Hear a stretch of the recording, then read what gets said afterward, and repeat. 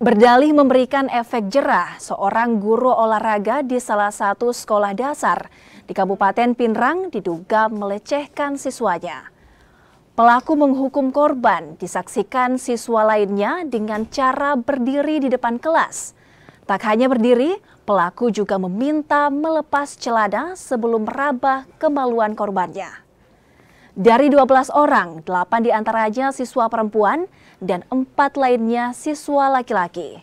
Atas aksinya, pelaku kini berurusan dengan polisi dan tak menutup kemungkinan korbannya bisa bertambah. Akibat perbuatannya, pelaku dikenakan pasal tentang perlindungan anak dengan ancaman hukuman maksimal 15 tahun penjara.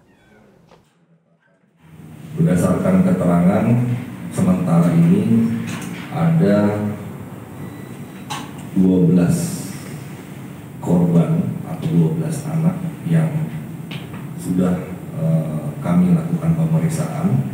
8 diantaranya adalah korban putri atau wanita dan 4 diantaranya adalah korban dari laki-laki atau pria. Kemudian untuk tersangka ini berinisial AM. Pekerjaannya adalah PNS sebagai guru olahraga.